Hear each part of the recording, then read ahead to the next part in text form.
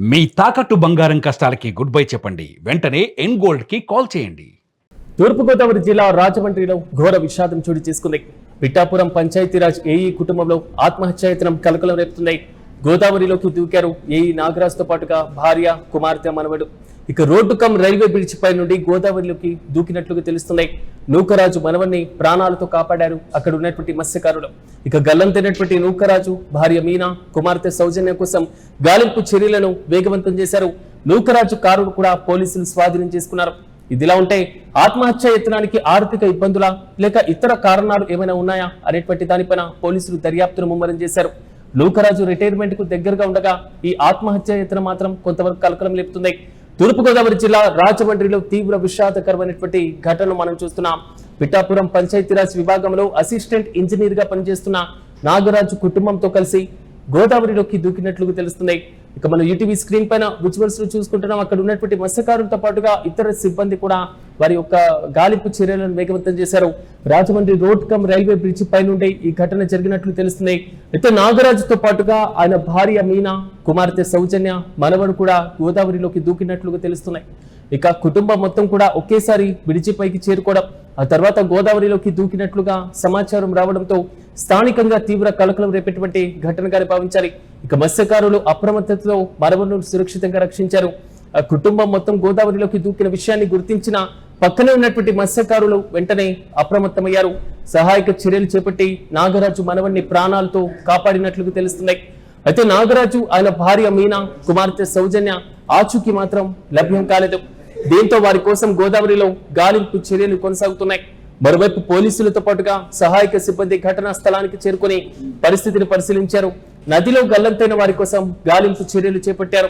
మరోవైపు వారి యొక్క కారును కూడా స్వాధీనం చేసుకున్నారు.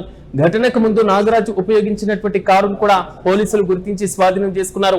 కారులో ఏమైనా ఆధారాలు ఉన్నాయా, కుటుంబం ఎక్కడి నుంచి బయలుదేరింది, ఘటనకు ముందు ఎవరితోనైనా మాట్లాడారా వంటి అంశాలను పోలీసులు పరిశీలిస్తున్నారు.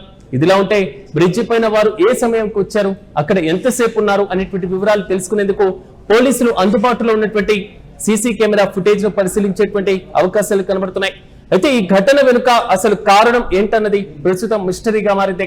నాగరాజు కుటుంబం ఆర్థిక ఇబ్బందులను ఎదుర్కొంటుందా, అప్పుల సమస్య ఏదైనా ఉందా, కుటుంబంలో వ్యక్తిగత సమస్యలు ఉన్నాయా, ఉద్యోగానికి సంబంధించినటువంటి ఒత్తిడి ఏమైనా ఉందా అనేటువంటి కోణాల్లో పోలీసులు దర్యాప్తును ముమ్మరం చేశారు. అయితే ఇప్పటి వరకు కుటుంబం ఈ నిర్ణయం తీసుకోవడానికి ఇదే కారణమని అధికారికంగా నిర్ధారణకు రాలేదు. కాబట్టి సోషల్ మీడియాలో కీలకమైనటువంటి చర్చ కూడా సాగుతుంది. పోలీసుల దర్యాప్తులో కీలక వివరాలు వెల్లడించేటువంటి అవకాశాలు అయితే చాలా స్పష్టంగా కనబడుతున్నాయి. అయితే నాగరాజు ఉద్యోగ రిటైర్మెంట్ కు దగ్గరగా ఉన్న సమయంలో ఈ ఘటన చోటు చేసుకోవడం మరింత చర్చకు దారితీస్తున్నాయి. దీర్ఘకాలికంగా ప్రభుత్వ ఉద్యోగంలో కొనసాగుతున్నటువంటి అధికారి కుటుంబంలో కలిసి మొత్తం ఒకేసారి ఇలాంటి పరిస్థితులు చిక్కుకోవడానికి దారి తీసినటువంటి కారణాలపైన ఇప్పుడు పోలీసులు ఆరా తీస్తున్నారు. ఇదిలా ఉంటే ఉద్యోగపరమైనటువంటి ఒత్తిడి, ఆర్థిక పరిస్థితులు, కుటుంబ సమస్యలు, ఇలా అన్ని అంశాలను పరిశీలించిన తర్వాతే ఘటనకు ప్రధాన కారణం స్పష్టంగా అర్థమయ్యేటువంటి అవకాశం కనబడుతున్నాయి. మరోవైపు ఈ ఘటనలో మత్స్యకారులు అప్రమత్తత చాలా కీలకంగా మారిందని చెప్పుకోవాలి. ఎందుకంటే గోదావరిలోకి దూకినటువంటి కుటుంబ సభ్యుల్లో మనవడిని గుర్తించి వెంటనే అతన్ని ప్రాణాలతో రక్షించగలిగారు. ప్రస్తుతం అతనికి అవసరమైనటువంటి వైద్య సహాయం అందిస్తున్నట్లుగా తెలుస్తున్నాయి.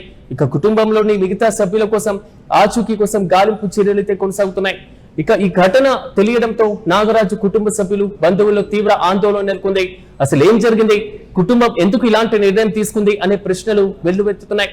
ఇక నాగరాజు కుటుంబానికి సంబంధించినటువంటి వ్యక్తిగత పరిస్థితులు, ఇటీవలే పరిణామాలపైన కూడా పోలీసులు వివరాలు సేకరిస్తున్నారు. ప్రస్తుతం పోలీసుల దర్యాప్తులో రెండు కీలక అంశాలు మారుతున్నాయి. ఒకటి, కుటుంబం బ్రిడ్జి వద్దకు ఎందుకు వచ్చింది, రెండోది గోదావరిలోకి దూకేటువంటి పరిస్థితి ఎందుకు వచ్చింది.